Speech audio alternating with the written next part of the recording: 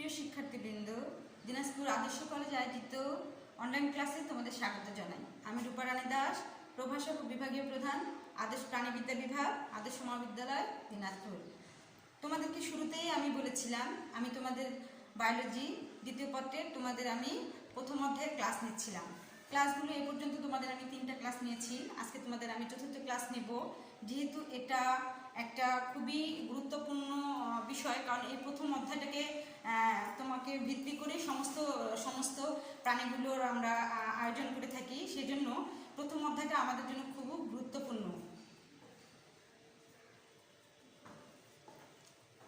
এখানে দেখো শ্রেণী জগতের শ্রেণীবিন্যাস, প্রাণী জগতের শ্রেণীবিন্যাস। বৈচিত্র্যময় পৃথিবীতে বাস করে বিচিত্রময় প্রাণী আমরা জানি। এসব প্রাণীদের আকার, আকৃতি, স্বভাব, বর্ণ, বাসস্থান, বৈশিষ্ট্য, অভ্যন্তরীণ গঠন, খাদ্যাভ্যাস, জনন প্রক্রিয়া ইত্যাদির মধ্যে নানান পার্থক্য লক্ষ্য করা যায়।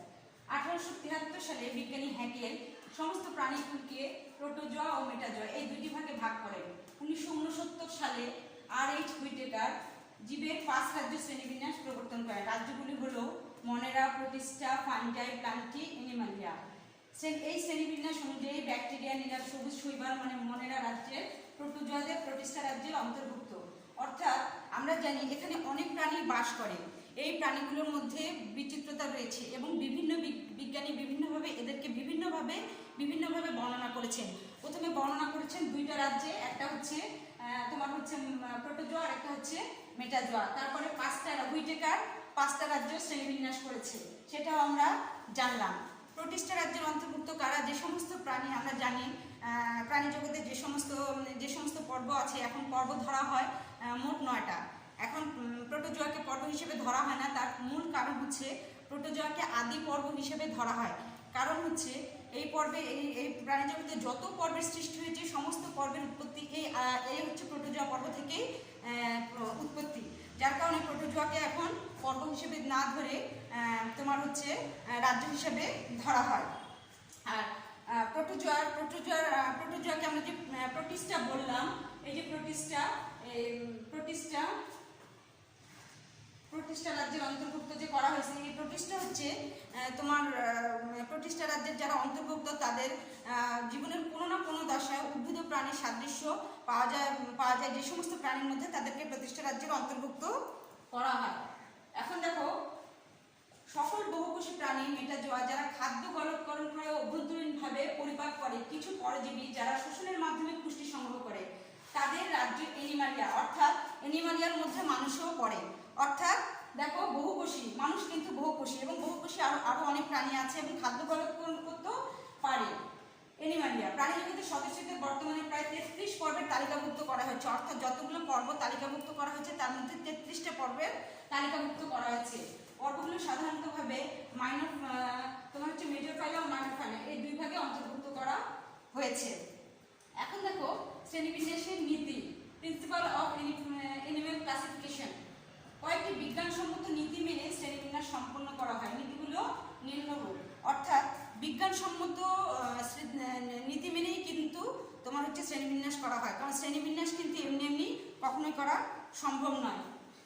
এক হচ্ছে এই নীতিগুলোর মধ্যেও কিন্তু আবার ভাগ আছে।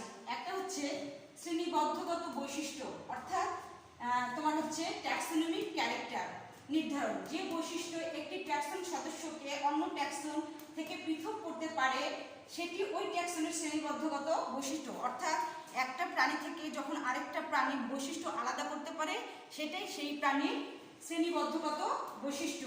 2 নম্বর হচ্ছে শনাক্তকরণ, আইডেন্টিফিকেশন। পৃথিবীতে অগণিত প্রাণী বাস করে। বিশেষ বৈশিষ্ট্যের দ্বারা কোনো প্রাণীকে অন্য প্রাণী থেকে পৃথক করে চিনে নেওয়ার পদ্ধতিকেই শনাক্তকরণ বলে। অর্থাৎ আমরা জানি এই পৃথিবীতে অনেক প্রাণী বাস করে, আমরা এটা জানি। একটা প্রাণী থেকে যখন আমরা আরেকটা প্রাণীকে তার বিভিন্ন বৈশিষ্ট্য থেকে আলাদা করে চিনে নিব, তখন সেই বৈশিষ্ট্য চিনে নেব এবং শনাক্ত করব, সেটাই হচ্ছে শনাক্তকরণ। 3 নম্বর দেখো, ক্যাটাগরিকরণ বা র্যাঙ্কভুক্তি। শ্রেণীবদ্ধ করার সময় প্রাণীদের বিভিন্ন স্তরে বা ধাপে স্থাপন করা হয়। এটা আমরা জানি, যখন একটা প্রাণীকে শ্রেণীবদ্ধ করা হয় তখন বিভিন্ন স্তরে বা ধাপে স্থাপন করা হয়। এসব স্তর বা ধাপকে শ্রেণীবিন্যাসের স্তর বা ধাপ বলে। কোনো প্রাণীকে শ্রেণীবিভাগ স্তরে যে কোনো ধাপে স্থাপন করলে সেটি সে নামে প্রাপ্ত হয় বা তাকে ওই প্রাণীর ট্যাক্সন, আর বহুবচনে ট্যাক্সা বলে। ক্যারলাস লিনিয়াস 1753 সালে প্রাণী শ্রেণীবিন্যাসের প্রধান 6টি স্তর বা ট্যাক্সা বর্ণনা করেছেন। বর্তমানে প্রাণী শ্রেণীবিন্যাসে 7টি ব্যবহার করা হয়। শ্রেণীবিন্যাসের সময় প্রাণীদের বিভিন্ন বিভাগ পদসোপান বা ট্যাক্সোনমিক হায়ারার্কি বলে। আমি যে বললাম শ্রেণীবিন্যাসে যখন প্রাণীদের প্রথমে ছয়টা স্তরে ভাগ করা হয়েছিল, পরবর্তীতে তাদেরকে বিভিন্ন স্তরে তাদের বিভিন্ন বৈশিষ্ট্যের উপর ভিত্তি করে তাদেরকে 7টা স্তরে ভাগ করেছে। এই ভাগগুলি হলো শ্রেণীবিভাগের স্তর, যেমন হচ্ছে কিংডম, রাজ্য। অর্থাৎ আমরা আগে পর্ব থেকে গণ্য করতাম, কিন্তু যেহেতু প্রোটোজোয়া এখন পর্ব হিসেবে গণ্য করা হয় না, প্রোটোজোয়াকে এখন রাজ্য হিসেবে গণ্য করা হয়, সেই জন্য কিংডম মানে রাজ্য। এরকম রাজ্য আরও আছে। ফাইলাম পর্ব, ক্লাস শ্রেণী, অর্ডার বর্গ, ফ্যামিলি হচ্ছে গোত্র, জেনাস গণ, স্পিসিস হচ্ছে প্রজাতি। নামকরণ, 4 নম্বর হচ্ছে নামকরণ, নমেনকালচার। একটি প্রাণীকে বিভিন্ন দেশে বিভিন্ন ভাষায় ভিন্ন ভিন্ন নামে ডাকা হয়, এটা আমরা জানি। অর্থাৎ একটা প্রাণীকে বিভিন্ন দেশে ভিন্ন ভিন্ন নামে ডাকা হয়, কারণ কোনো দেশের ভাষা একরকম হয় না, বিভিন্ন দেশের ভাষা ভিন্ন ভিন্ন রকম হয়ে থাকে। তাই কোনো একটা প্রাণী একটাই হতে পারে, কিন্তু তাদের নামকরণটা ভিন্ন হয়ে থাকে। এতে কি হয়? এতে বৈজ্ঞানিক কাজে বাধা সৃষ্টি হয়। এই সমস্যা দূরীকরণের জন্য প্রবর্তন করা হয়েছে প্রাণীর নামকরণের বৈজ্ঞানিক নামের পদ্ধতি। কোনো বিশেষ প্রাণীকে শনাক্তকরণের জন্য শ্রেণীবিন্যাসের কিছু নিয়মকানুন ও পদ্ধতি অনুসারে প্রাণীর প্রতিটি প্রজাতির বিশেষ নাম প্রদান করা হয়, তাকে নামকরণ বলে। প্রাণীর নামকরণ 2 ধরনের হতে পারে, দ্বিপদ নামকরণ, ত্রিপদ নামকরণ। অর্থাৎ শুরুতেই বললাম, যেহেতু প্রাণীর তোমার শ্রেণীবিন্যাসের এই যে সমস্যা, এই সমস্যা দূরীকরণের জন্য 2 ধরনের নামকরণ করা হয়। একটা হচ্ছে দ্বিপদ নামকরণ আর একটা হচ্ছে ত্রিপদ নামকরণ। আর দ্বিপদ নামকরণটা কি? দ্বিপদ নামকরণ জীবের নামকরণের আন্তর্জাতিক নিয়ম অনুযায়ী গণ ও প্রজাতি নামের 2টি পদ ব্যবহার করা হয়, তাকে দ্বিপদ নামকরণ বলে। অর্থাৎ আমরা এই পর্যন্ত জানে আসছি যে যখন কোনো একটা প্রাণীকে শনাক্ত করা হয় তখন 2টি নাম তোমার হচ্ছে শনাক্ত করা হয়। হ্যাঁ, একটা হচ্ছে গণ, অপরটি হচ্ছে প্রজাতি। আর এটা কে করে? এটাও একটা বিজ্ঞানী কিন্তু করে থাকে, কারণ কোনো না কোনো বিজ্ঞানী শুরুতেই কোনো না কোনোভাবে একটি জিনিসের, যখন কোনো জিনিসের উদ্ভাবন করে তখন কিন্তু সেই বিজ্ঞানীর নাম অনুসারে সেটা তার নামকরণ হয়ে থাকে। সুইডিশ শ্রেণীতত্ত্ববিদ ক্যারলাস লিনিয়াস 1758 খ্রিস্টাব্দে নামকরণ করেন, যেমন হচ্ছে হোমোসেপিয়ান্স। অর্থাৎ হোমোসেপিয়ান্স সর্বপ্রথম দ্বিপদ নামকরণ প্রবর্তন করেন। 2 নম্বর হচ্ছে ত্রিপদ নামকরণ। আমরা জানি দ্বিপদ নামকরণ হয়ে থাকে, কিন্তু ত্রিপদ নামকরণ হয়ে থাকে। এটা কেন এবং কারণটা কি সেটাও আমরা এখন দেখি। অনেক সময় একটি প্রজাতির কিছু সদস্যের মধ্যে অঙ্গসংস্থানিক পার্থক্য দেখা যায়, সেসব সদস্যকে তখন ওই নির্দিষ্ট প্রজাতির উপপ্রজাতি হিসেবে গণ্য করা হয়। অর্থাৎ সদস্য একই, কিন্তু তাদের দেখা যায় অঙ্গসংস্থানিক, অর্থাৎ তাদের বিভিন্ন অঙ্গের মধ্যে কিছু পার্থক্য রয়েছে, ফলে তাকে ওই সদস্য থেকে আলাদা করে দেখা হয়। যেহেতু দেখা হয় তখন তাকে উপপ্রজাতি হিসেবে গণ্য করা হয়।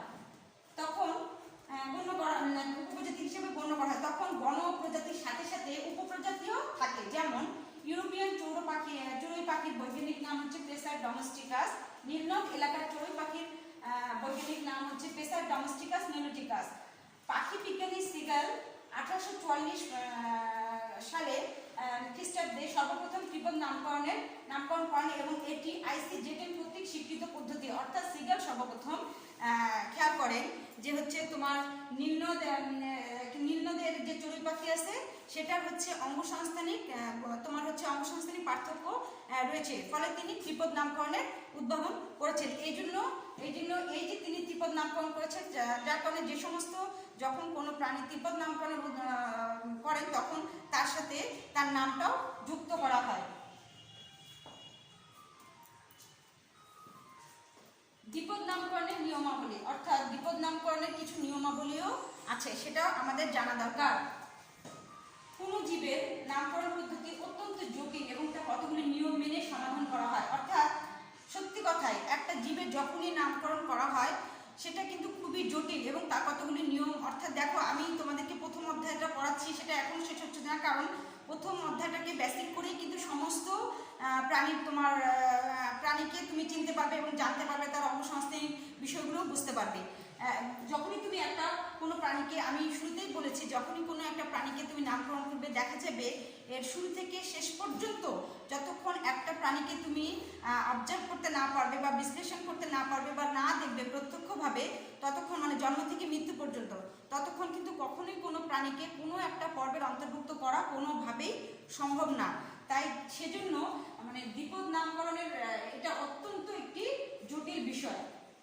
প্রাণীর নামকরণের নিয়মগুলি প্রাণীর নামকরণের আন্তর্জাতিক সংস্থা international commission on zoological nomenclature ICZ প্রণয়ন করে থাকে, অর্থাৎ এটাও কোনো না কোনো একটা সংস্থা করে থাকে, এবং নিয়মগুলি ইন্টারন্যাশনাল কোড অফ জুলজিক্যাল নোমেনক্লেচারে লিপিবদ্ধ করা হয়। নিয়মাবলীগুলি উল্লেখ করা হয়। এক, প্রাণী জগতের প্রত্যেক ক্যাপসুলের একটি স্বীকৃত বৈজ্ঞানিক নাম থাকবে, অর্থাৎ প্রাণী জগতে যত আমরা জানি প্রাণী জগতে যত নাম আছে, প্রাণী জগতে যতটা প্রাণী আছে প্রতিটা প্রাণীর একটি নির্দিষ্ট নাম থাকবে। যেমন আমাদেরও আছে হোমো সেপিয়েন্স, কারণ আমরা বললাম যে প্রতিটা দেশের প্রাণীর ভাষা আলাদা। তাই আমরা যখন কোনো একটা প্রাণীকে আমরা ভাষা দিয়ে বিশ্লেষণ করতে পারবো না, কিন্তু যখন আমরা কোনো প্রাণীকে বৈজ্ঞানিক নাম বলবো, তখনই আমরা বুঝতে পারবো যে হ্যাঁ এটা অমুক প্রাণী, কারণ ওই জায়গায় কোনোই তফাৎ হবে না। দুটি ল্যাটিন বা ল্যাটিনিক শব্দ দ্বিপদ নামকরণের মাধ্যমে বৈজ্ঞানিক করা হয়, অর্থাৎ বৈজ্ঞানিক নামকরণ করা হয় ল্যাটিন শব্দ দিয়ে। প্রত্যেক নামে প্রথমটি গণ ও দ্বিতীয়টি প্রজাতি, যেমন বাঘ হচ্ছে প্যান্থার টাইগারাস, অর্থাৎ একটা গণ আর একটা প্রজাতি, এটা আমরা জানি। গণ নামটি হচ্ছে বিশেষ্য নাউন ও জাতিবাচক, তাই জেনারিক, তাই প্রথম অক্ষরটি বড় হাতের হবে, যেমন হচ্ছে প্যান্থিয়ার। প্রজাতিক নামটি বিশেষ্য অ্যাডজেক্টিভ বা গুণবাচক, তাই এর প্রথম অক্ষরটি হবে হচ্ছে ছোট হাতের, যেমন হচ্ছে টাইগ্রিস। দ্বিপদ নামকরণ ছাপা হলে সবসময় ইটালিক্স অক্ষরে ছাপা হয়, অর্থাৎ ডান দিকে হেলানো, এটা আমরা জানি।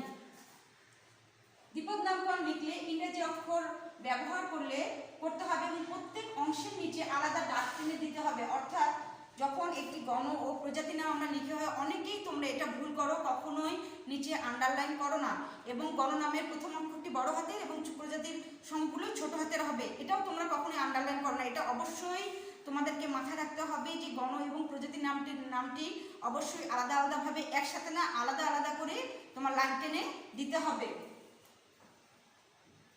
8 নম্বর হচ্ছে সবার কাছে লভ্য ও স্থায়ী বৈজ্ঞানিক রেকর্ড হিসেবে বিনামূল্যে ও অর্থমূল্যে পাওয়া যাবে এমন প্রকাশনায় বা আইসিজেড নির্দেশিত অন্যান্য মাধ্যমে দ্বিপদ নামকরণ প্রকাশনায় থাকতে হবে, অর্থাৎ এটি সব জায়গায় না, সহজলভ্যে যেন এটা ক্রয় করা যায় সেটার সুব্যবস্থাও করতে হবে। যে বিজ্ঞানী সর্বপ্রথম কোনো প্রাণীর সঠিক বর্ণনা সহ দ্বিপদ নামকরণ প্রকাশ করবেন, তার নাম উক্ত প্রাণীর দ্বিপদ নামকরণের শেষে যুক্ত হবে। আমি এতগুলো বৈশিষ্ট্যের সাথে এটাও বলেছি, যখন কোনো প্রাণীর বৈজ্ঞানিক নাম কেউ আবিষ্কার করবে বা বলবে, তখন কিন্তু তার অবশ্যই এই যে তার সেই নামের শেষে অবশ্যই তার নামটা সেখানে যুক্ত থাকবে। যেমন কার্পু বা কার্পিও মাছ সাইপ্রিনাস কার্পিও, এটা হচ্ছে লিনিয়াস 1758 খ্রিস্টাব্দে বলেছেন। 10 নম্বর হচ্ছে প্রতিনাম বা সমনামের ক্ষেত্রে অগ্রাধিকার আইন অবশ্যই পালন করতে হবে। প্রিয় শিক্ষার্থীবৃন্দ, তোমরা কিন্তু এই যে 4টা ক্লাস এই পর্যন্ত আমি তোমাদের নিলাম আজকে সহ, প্রথম অধ্যায়ের আরও নিব। তোমরা যদি এই ক্লাসগুলো ভালো করে দেখো তাহলে তোমাদের অনেক উপকার হবে, এবং তোমরা যদি ক্লাসগুলো ভালো করে অবজার্ভ করো এবং নিজেরাও স্টাডি করবে বাসায়, তাহলে তোমাদের আরও ভালো হবে। অগ্রাধিকার আইন, এখন আমাদের জানতে হবে অগ্রাধিকার আইনটা কি, কারণ হচ্ছে প্রথম অধ্যায়টা মোস্ট ইম্পর্টেন্ট, এটার উপর বেসিক করেই কিন্তু পুরো প্রাণীগুলিকে তুমি জানতে পারবে। International code of zoological nomenclature ICZ এ বর্ণিত অগ্রাধিকার আইন প্রাণীর নামকরণের বিশেষ গুরুত্বপূর্ণ এবং বহু বিতর্কিত কিছু ধারার সমন্বয়ে প্রণীত হয়েছে। এই আইন অনুযায়ী নামকরণের নিয়ম অনুসারে দেওয়া কোনো নামের ইচ্ছা মাফিক পরিবর্তন বা রদবদল করা যাবে না, অর্থাৎ ইন্টারন্যাশনাল আয়োজিত যদি কোনো প্রাণীর নামকরণ করা হয়, তাহলে কোনো বিজ্ঞানী হুট করে কোনো প্রাণীর কোনো নামকরণ করতে পারবে না যদি কোনো কারণ না থাকে, অর্থাৎ কোনো প্রাণীর যদি একটা নামকরণ করা হয়ে থাকে, হুট কোনো প্রাণীর সেই নামকরণ বা রদবদল করতে পারবে না। একটি প্রাণীর যে নামই গৃহীত নাম হবে, বিবেচিত বলে সেটি প্রথমে বর্ণনা করা হয়েছে। অর্থাৎ প্রথমে যেটা বর্ণনা করা হয়েছে সেটাই থাকবে। যদি কোনো বর্ণ বা প্রজাতির একাধিক নাম দেওয়া হয়ে থাকে তাহলে তার প্রথম বা পুরাতন নামটি বৈধ হবে, অন্যগুলি জুনিয়র সিনোনিম হিসেবে বাতিল বলে গণ্য হবে। প্রাণীর নামকরণ অগ্রাধিকার প্রযোজ্য বলে হবে।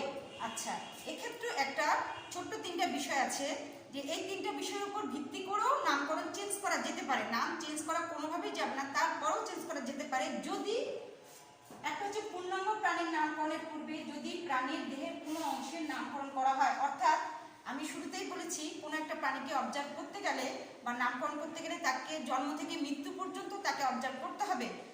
তার খাদ্যাভ্যাস থেকে তার মানে পুরো বিষয় অবজার্ভ করে তার নামকরণ করতে হবে এবং তাকে কোনো একটা পর্বের অন্তর্ভুক্ত করতে হবে। এই ক্ষেত্রে কোনো বিজ্ঞানী যদি কোনো একটা বিষয় বাদ দিয়ে সেই প্রাণীটার নামকরণ করে থাকে এবং পরে দেখা যায় যে সেটার সঙ্গে তার ওই নামকরণের কোনো মিল নেই, তাহলে সেই প্রাণীর নামকরণ চেঞ্জ করা যেতে পারে।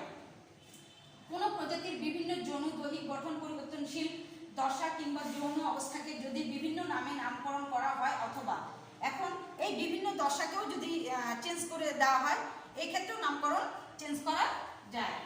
1931 সালের পূর্বে যদি কোনো জীবিত প্রাণীর নামকরণ করা হয়ে থাকে, অর্থাৎ এর আগে যদি কোনো জীবিত প্রাণীর কোনো নামকরণ করা হয়ে থাকে তাহলেও চেঞ্জ করা যেতে পারে।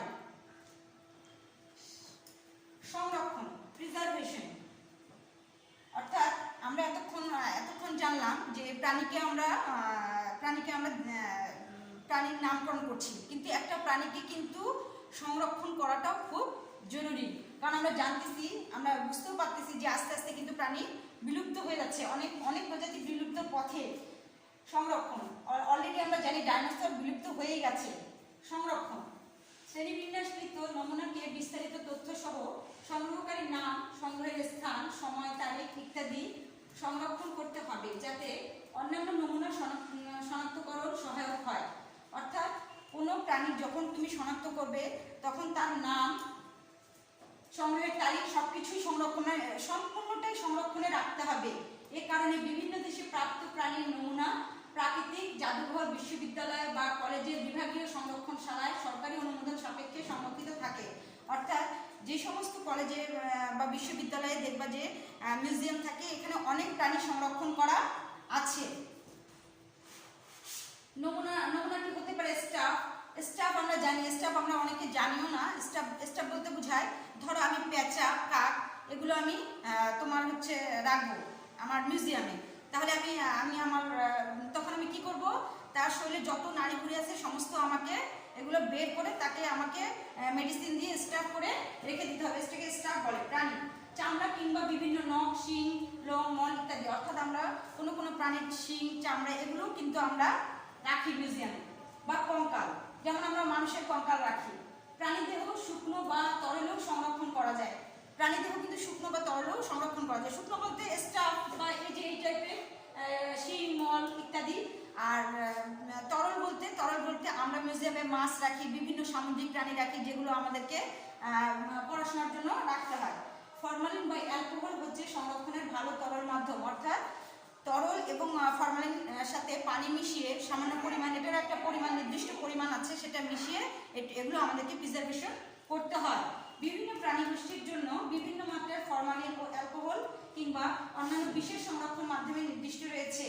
অতএব শ্রেণীবিন্যাসের নমুনা সংরক্ষণ একটি গুরুত্বপূর্ণ দায়িত্বশীল অধ্যায়। অর্থাৎ শ্রেণীবিন্যাসের সংরক্ষণ একটা গুরুত্বপূর্ণ অধ্যায়। এখন আমরা জানবো শ্রেণীবিন্যাসের প্রয়োজনীয়তা। অল্প সময়ে খুব সহজেই প্রাণী জগতের সকল প্রাণীর পরিচয় পাওয়া যায়। অর্থাৎ আমরা যদি শ্রেণীবিন্যাস করে থাকি তাহলে অল্প সময়ে সকল প্রাণী সম্পর্কে আমরা খুব সুন্দর প্রাণী সম্পর্কে জানতে পারবো। প্রাণীদের পারস্পরিক সম্পর্ক বা প্রাণীর জাতিজনিক বিভিন্নতা নির্ণয় করতে শ্রেণীবিন্যাসের প্রয়োজন। প্রাণীদের সাথে যে প্রাণীগুলোর সম্পর্ক, এটাও আমরা খুব সুন্দরভাবে জানতে পারবো। শ্রেণীবিন্যাসের মাধ্যমে প্রাণীদের সঠিক সংখ্যা নিরূপণ করা সম্ভব। অর্থাৎ শ্রেণীবিন্যাসের মাধ্যমেই একটা পর্বে কতগুলো প্রাণী আছে বা থাকতে পারে, এটাও আমরা শ্রেণীবিন্যাসের মাধ্যমে খুব সুন্দরভাবে অবজার্ভ করতে পারবো। নতুন প্রজাতি শনাক্ত করতে শ্রেণীবিন্যাসের প্রয়োজন। অর্থাৎ শ্রেণীবিন্যাস, নতুন প্রাণী অবজার্ভ করতে শ্রেণীবিন্যাসের প্রয়োজন। আচ্ছা, শ্রেণীবিন্যাসের মাধ্যমে প্রাণীকুলের বিবর্তনের ধাপ অনুধাবন করা যায়, অর্থাৎ শ্রেণীবিন্যাসের মাধ্যমে প্রাণীকুলের ধাপ অনুধাবন করা যায়। একটি বন্যপ্রাণী সংরক্ষণে সাহায্য করে। এটি বন্যপ্রাণী অর্থাৎ শ্রেণীবিন্যাসের মাধ্যমে বন্যপ্রাণী, আমরা জানি এখন অনেক বন্যপ্রাণী আমাদের বিলুপ্ত পথে, এটা শ্রেণীবিন্যাসের মাধ্যমেই সংরক্ষণ করা সম্ভব। কৃত্রিম প্রজননের মাধ্যমে উন্নত জাতের পশু পাখি উদ্ভাবন করা সহজতর হয়েছে। কৃত্রিম প্রজননের মাধ্যমে উন্নত জাতের বলতে এখন আমরা আমাদের অনেকেরই আমিষের ঘাটতি পড়েছে। এই কৃত্রিম প্রজননের মাধ্যমে আমিষের ঘাটতিও কিন্তু আমাদের, আমি কিন্তু শুধু আমিষের ঘাটতিটা বলেছি, এরকম অনেক কিছুই আছে যেটা কৃত্রিম প্রজননের মাধ্যমে পূরণ করা সম্ভব হচ্ছে। 8 নম্বর হচ্ছে শ্রেণীবিন্যাসের মাধ্যমে অর্থনৈতিক গুরুত্ব সম্পন্ন প্রাণী যাচাই করা সম্ভব। অর্থনীতির আমি ছোট্ট একটা উদাহরণ দিই। আমাদের দেশে আমরা জানি মধু অনেক উপকারী, মধু পছন্দ করে না এমন কোনো মানুষ এই পৃথিবীতে খুব কম আছে। সেই ক্ষেত্রে কৃত্রিম প্রজননের মাধ্যমেও কিন্তু মধু সংরক্ষণ, মৌমাছি চাষ করে মধু এবং মৌ সংরক্ষণ করা সম্ভব। শ্রেণীবিন্যাস ভূতত্ত্বীয় ঘটনাগুলি নিবিড় চিত্রে তুলে ধরতে সাহায্য করে। শ্রেণীবিন্যাসের মাধ্যমেই একমাত্র ভূতত্ত্বীয় সমস্ত নিখুঁত চিত্র তুলে ধরা সম্ভব। প্রিয় শিক্ষার্থীবৃন্দ, তোমরা যদি ক্লাসটা মনোযোগ সহকারে দেখো তাহলে এতদিন তোমাদেরকে আমি আসলে শ্রেণীবিন্যাস, একটা প্রাণীর কিভাবে শ্রেণীবিন্যাস করা সম্ভব সেটা আমি তোমাদেরকে দেওয়ার অনেক চেষ্টা করেছি। হ্যাঁ, জানি না তোমাদের কতটুকু কাজে লেগেছে। তোমরা অবশ্যই মন দিয়ে ক্লাসগুলো দেখবে। আগামীতে তোমাদেরকে আমি পর্বগুলো সম্পর্কে ক্লাস নিব। তোমরা সবাই ভালো থাকবে। আমরা খুব একটা খারাপ অবস্থার মধ্যে দিয়ে যাচ্ছি। আমার মনে হয় খুব শীঘ্রই আমরা এই সমস্যাটা কাটিয়ে উঠে আমরা সবাই ভালোভাবে আবার সবাই একসঙ্গে ক্লাসে সবাই আসবো, সবার সাথে দেখা হবে। সবাই ভালো থাকবে, সবাই আমার জন্য দোয়া করবে।